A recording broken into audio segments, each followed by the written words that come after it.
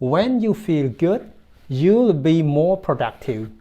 and able to accomplish more in less time. គឺថានៅពេលអ្នកមានអារម្មណ៍ល្អអ្នកកាន់តែមានប្រសិទ្ធភាពការងារនិងអាចសម្រេចបានផលច្រើនក្នុងរយៈពេលតិច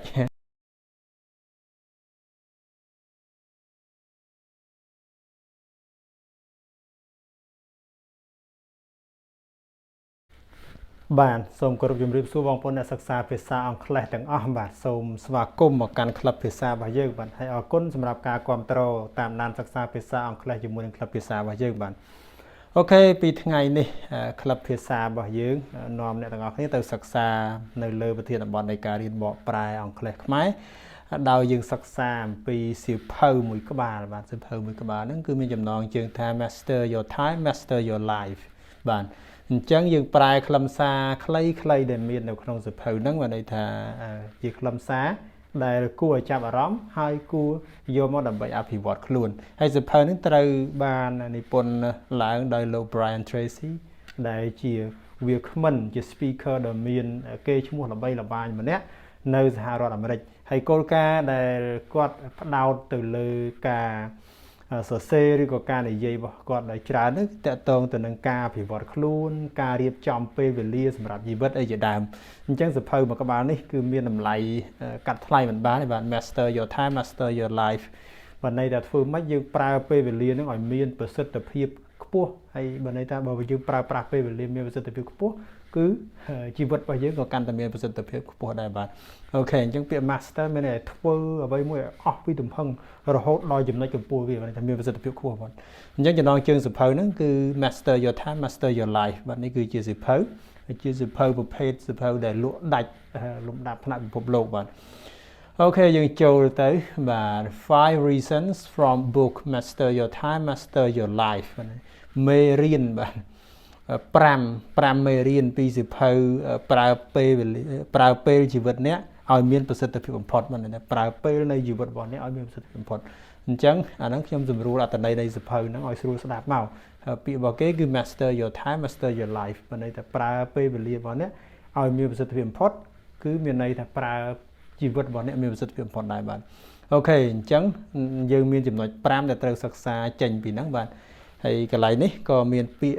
highlight ខ្លះហ្នឹងទៅ lessons ហ្នឹងគឺមេរៀនបាទហើយមួយទៀតគឺ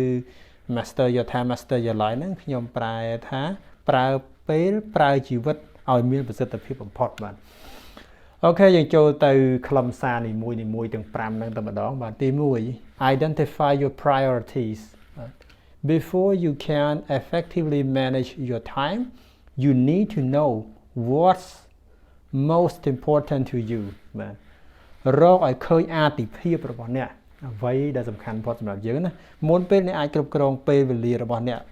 យ៉ាងមានប្រសិទ្ធភាពអ្នកត្រូវតែដឹងថាអ្វីសំខាន់បំផុតចំពោះអ្នកអញ្ចឹងអ្វីដែលសំខាន់បំផុតសម្រាប់យើងអាហ្នឹងបានយើងរកវាឲ្យឃើញបានយើងអាចប្រើប្រាស់ពេលវេលាយើងមានប្រសិទ្ធភាពបំផុតបាទ Identify your priorities បានន័យថាចង្អុលបង្ហាញអត្តសញ្ញាណយើងថារកឲ្យឃើញអាទិភាពរបស់យើងចង្អុលបង្ហាញអត្តសញ្ញាណនៃអាទិភាពរបស់យើងភាពសំខាន់បំផុតរបស់យើងបាទ effectively manage your time បានន័យថាគ្រប់គ្រងពេលវេលារបស់អ្នកយ៉ាងមានប្រសិទ្ធភាពបាទ effectively នេះយ៉ាងមានប្រសិទ្ធភាពអញ្ចឹងដើម្បីគ្រប់គ្រងពេលវេលារបស់យើងឲ្យមានប្រសិទ្ធភាពបំផុតនោះគឺ most important to you អ្វីដែលសំខាន់បំផុតចំពោះយើងអញ្ចឹងត្រូវរកអាហ្នឹងឲ្យឃើញបាទអូខេបន្តទៅទៀត take the time to figure out what your goals and values are and use them to guide your time management decisions បាទចំណាយពេលដើម្បីរកឲ្យឃើញថាអ្វីជាគោលដៅនិងគុណតម្លៃរបស់អ្នកហើយប្រើប្រាស់វាដើម្បីនាំផ្លូវការសម្រេចចិត្តលើការគ្រប់គ្រងពេលវេលារបស់អ្នកបាទបានន័យថាយើងត្រូវយកអ្វីមកគ្រប់គ្រងការសម្រេចចិត្តនៃការគ្រប់គ្រងពេលវេលារបស់យើងគឺបាទ figure out រកឲ្យឃើញវាអាហ្នឹងរកវាឲ្យឃើញអ្វីដែលត្រូវរកឲ្យឃើញនោះ goals and values គឺគោលដៅហើយនឹងគុណតម្លៃបានន័យថាគោលដៅរបស់យើងចង់ទៅណាហើយអ្វីដែលជាគុណតម្លៃខ្ពស់បំផុតសម្រាប់ជីវិតរបស់យើងដែលយើងចង់ទៅបាទអញ្ចឹងរកវាឲ្យឃើញហើយធ្វើម៉េចយកវាមកជាគោលក្នុងការសម្រេចចិត្ត decision របស់យើងនេះបាទ guide decision បើតែនាំផ្លូវការសម្រេចចិត្តរបស់យើងសម្រេចចិត្តធ្វើអីសម្រេចចិត្តក្នុងការគ្រប់គ្រងពេលវេលាហ្នឹងអញ្ចឹងត្រូវច្បាស់លាស់រឿង goal និង values បានន័យថាគោលដៅនិងគុណតម្លៃហ្នឹងហើយយកវាមកប្រើជាគ្រឿងនាំផ្លូវក្នុងការសម្រេចចិត្តដើម្បីគ្រប់គ្រងពេលវេលារបស់យើងបាទអូខេបន្តទៅទៀតទី2 use a system បាទ develop a system for managing your time whether it's a planner calendar or digital tool បាទប្រើប្រព័ន្ធបាទបង្កើតប្រព័ន្ធសម្រាប់គ្រប់គ្រងពេលវេលារបស់អ្នកវាអាចជាក្រងការប្រតិទិនឬក៏ឧបករណ៍ digital ក៏បានសំខាន់បំផុតគឺ system បាទ system ប្រព័ន្ធហ្នឹងគឺត្រូវតែរៀបចំប្រព័ន្ធដើម្បីគ្រប់គ្រងពេលវេលាបាទអាចជា planner ជាกระดาษដែលយើងគូឬក៏យើងសរសេរជាគម្រោងជាក្រងការផ្សេងៗแบบ planner គឺជាគម្រោងផ្សេងៗឬក៏ calendar ប្រតិទិនបាទប្រតិទិនវាមានថ្ងៃមានអីមួយខែនេះត្រូវធ្វើអីមួយខែធ្វើអីហើយមួយទៀត digital tool គឺឧបករណ៍ digital ឧបករណ៍ដែលមានកត់ត្រានៅក្នុងទូរស័ព្ទដៃជា note ជាអីជាដើមគឺយើងអាចប្រើប្រាស់វាបានទាំងអស់តែពិតមានឧបករណ៍ច្រើនដើម្បីគ្រប់គ្រងការចាត់ចែងពេលវេលារបស់យើងបាទអូខេទាំងអស់នេះគឺជាចំណុចទី2ហើយនៅមានខ្លឹមសារបន្ថែមលើនឹងទៅទៀតបាទ This will help you stay organized and on track and ensure that you're making progress towards your goals បាទប្រព័ន្ធនេះនឹងជួយឲ្យអ្នកមានរបៀបនិងទាន់ពេលហើយធានាបានថាអ្នកនឹងរីកចម្រើនឆ្ពោះទៅរកគោលដៅរបស់អ្នកបាទអូខេ stay organized and on track បានន័យថាមានរបៀបនិងទាន់ពេលវេលាប្រព័ន្ធហ្នឹងវាអាចជួយឲ្យយើងធ្វើការងារមានរបៀបហើយនឹងទៀងទាត់ពេលវេលាបានបាទហើយមួយទៀតកាលណាបើយើងធ្វើបានតាមហ្នឹងវាធានាបាននៅ making progress បាទការរីកចម្រើនការធ្វើឲ្យមានការរីកចម្រើនចិត្តទៅមុខហ្នឹងគឺប្រព័ន្ធហ្នឹងវាអាចជួយបានបាទអូខេអញ្ចឹងគឺរៀបចំប្រព័ន្ធសម្រាប់ការងារខ្លួនឯងបាទបន្តទៅទៀតចំណុចទី3 avoid procrastination បាទ Procrastination is a major time waster so it's important to learn how to avoid it បាទចូលជៀសវាងការពជាពេលគឺជាអ្នកខ្ជះខ្ជាយពេលវេលាដ៏ធំដូច្នេះហើយវាសំខាន់ណាស់ដែលត្រូវរៀនពីវិធីជៀសវាងវាបាទតាមពិតគាត់មានសរសេរសភៅមួយក្បាលអំពី stop procrastination សភៅ eat that frog ញ៉ាំកែបហ្នឹងទៅសភៅហ្នឹងគឺជាគោលការណ៍ក្នុងការបញ្ឈប់ procrastination គឺការពជាពេលការធ្វើឲ្យយឺតយូរន័យថាខ្មែរយើងចានិយាយថាធ្វើកាយទៅធ្វើឲ្យហើយកុំទុកឡើយបកើតគេអញ្ចឹងគាត់ន័យថាអាពាក្យដែលថាធ្វើឲ្យហើយហ្នឹងគឺកុំឲ្យពជាពេលវេលាហ្នឹងឯងបាទអញ្ចឹង procrastination ហ្នឹងគឺជាអ្វីដែលត្រូវជៀសវាងបាទអូខេព្រោះ procrastination វាជា time waster គឺជាគ្រឿងដែលខ្ជះខ្ជាយពេលវេលារបស់យើងធ្វើឲ្យពេលវេលារបស់យើងបាត់បង់ទៅដោយអត់ប្រយោជន៍បាទហើយ avoid អ្វីយើងត្រូវនេះគឺ avoid ជៀសវាងឲ្យបានបាទអូខេចំណុចទី3ខ្លឹមសារបន្ថែមលើចំណុចទី3 One way to do this is to break tasks down into smaller more manageable chunks and focus on completing each one in turn បាទវិធីមួយដើម្បីធ្វើរឿងនេះគឺបំបែកកិច្ចការជាផ្នែកតូចឲ្យជាផ្នែកដែលកាន់តែងាយគ្រប់គ្រងនិងផ្ដោតលើការបំពេញផ្នែកនីមួយៗតាមលំដាប់បានន័យថាធ្វើម៉េចឲ្យវាទៅជាតូចមកបាទ break task down into smaller more manageable chunks ហើយថាបំបែកកិច្ចការឲ្យទៅជាផ្នែកតូចឲ្យកាន់តែងាយគ្រប់គ្រងបាទអូខេ smaller នោះមានន័យកាន់តែតូចហើយ more manageable នោះមានន័យថាកាន់តែងាយគ្រប់គ្រងបាទអូខេហ្នឹងគឺជាវិធីសាស្ត្រល្អក្នុងការបញ្ឈប់ការខ្ជះខ្ជាយពេលវេលាបាទហើយមួយទៀតពេលដែលយើងបំបែកវាបានហើយយើងធ្វើអី intern do it in turn or completing it in turn បំពេញវាឬក៏ធ្វើវាតាមលំដាប់លំដោយរៀបអាណាសំខាន់មុនគេអញ្ចឹងទៅទី1ទី2ដូចដាក់លេខរៀងឬថាវេនរបស់វាអាណាសំខាន់ដាក់មុនគេហើយធ្វើវាតាមលំដោយហ្នឹងមកបាទអូខេហ្នឹងគឺជាខ្លឹមសារបន្ថែមចំណុចទី3ចូលចំណុចទី4 practice saying no if you want to master your time you need to be willing to say no to things that aren't important to you បាទអនុវត្តនិយាយថាទេបាទបើសិនបើអ្នកចង់ប្រើប្រាស់ពេលវេលាមានប្រសិទ្ធភាពខ្ពស់ អ្នកត្រូវតែមានឆន្ទៈដើម្បីនិយាយថាទេចំពោះអ្វីដែលមិនសូវសំខាន់ចំពោះអ្នកចំពោះអ្វីដែលមិនសូវសំខាន់សម្រាប់យើងបាទអូខេ saying no អានេះក៏ជាគោលការណ៍មួយព្រោះពេលខ្លះ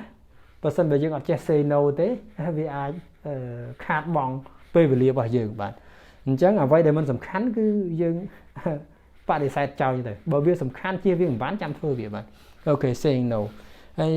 នៅក្នុងនេះមាន be willing to say no បានន័យថាមានឆន្ទៈ willing to នោះបានន័យថាមានឆន្ទៈអញ្ចឹងត្រូវតែមានឆន្ទៈក្នុងការនិយាយព្រោះរឿងវាមានច្រើនការងារវាអាចមានច្រើនតែបើសិនបើយើងអត់បដិសេធគេខ្លះឧទាហរណ៍ថាគេជួយពឹងឲ្យជួយអានេះបន្តិចជួយអានោះបន្តិចជួយអានេះបន្តិចជួយអានេះបន្តិចអត់បដិសេធគេខ្លះការងារខ្លួនឯងនៅសល់អញ្ចឹងបើសិនបើថាអាចជៀសវាងបានបដិសេធបានបដិសេធទៅបាទត្រូវតែមានឆន្ទៈត្រូវតែក្លាហានបាទអូខេ unimportant ណាមិនសូវសំខាន់អាណាមិនសូវសំខាន់គឺត្រូវតែបដិសេធចោលបាទ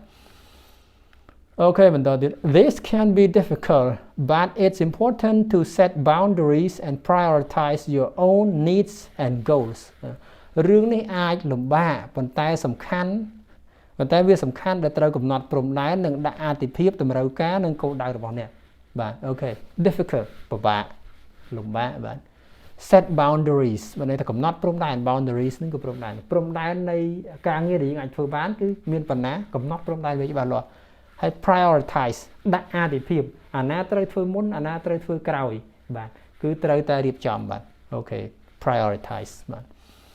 បន្តទៅទៀតចំណុចចុងក្រោយគឺ take care of yourself ចំណុចចុងក្រោយគឺសំខាន់ជាងគេបាទ Finally it's important to take care of yourself if you want to manage your time effectively បាទថែរក្សាខ្លួនអ្នកចុងក្រោយបំផុតវាសំខាន់ណាស់ដែលត្រូវថែខ្លួនអ្នកបើសិនបើអ្នកចង់គ្រប់គ្រងពេលវេលារបស់អ្នកយ៉ាងមានប្រសិទ្ធភាពបាទអូខេ take care ថែខ្លួនថែរក្សាខ្លួនtake care of yourself បាទថែរក្សាខ្លួនឯងថែរក្សាសុខភាពទាំងផ្លូវកាយផ្លូវចិត្តរបស់ខ្លួនឯងហើយ effectively ន័យថាយ៉ាងមានប្រសិទ្ធភាពចង់ធ្វើការឲ្យមានប្រសិទ្ធភាពចង់គ្រប់គ្រងពេលវេលាមានប្រសិទ្ធភាពត្រូវតែគ្រប់គ្រងសុខភាពខ្លួនឯងឲ្យបានសិនគ្រប់គ្រងរបៀបរស់នៅខ្លួនឯងបានសិនបាទអូខេខ្លឹមសារបន្ត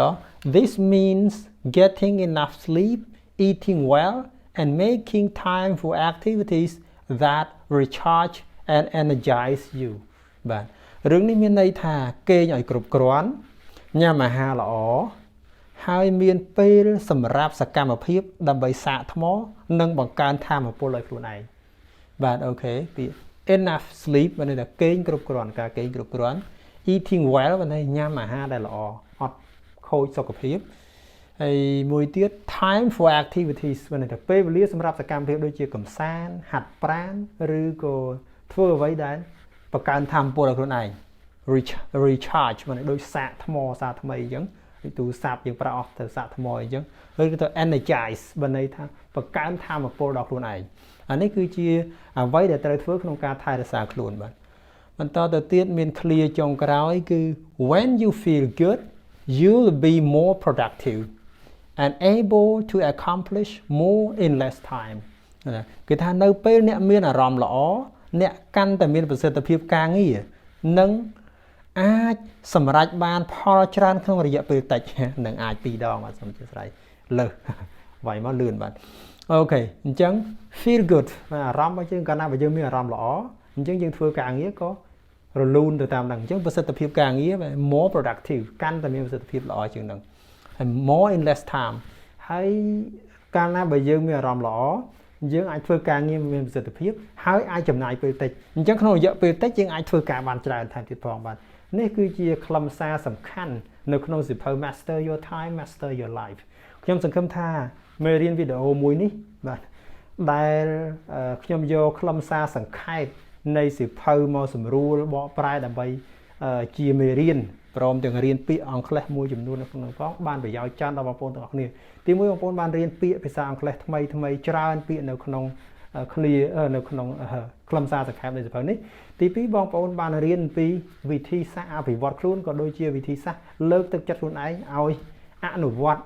រៀបចំពេលវេលាហើយនឹងរៀបចំជីវិតរបស់ខ្លួនឯងបានល្អប្រសើរផងដែរបាទអូខេអញ្ចឹងមេរៀនមានប៉ុណ្ណឹងបាទអរគុណច្រើនសម្រាប់ការតាមដានសិក្សាជាមួយក្លឹបភាសារបស់យើងជារៀងរហូតមកបាទជាពិសេសអរគុណសម្រាប់ការតាមដានជាមួយវីដេអូនេះតាំងពីដើមដល់ចប់ផងដែរបាទសូមគោរពលាបាទ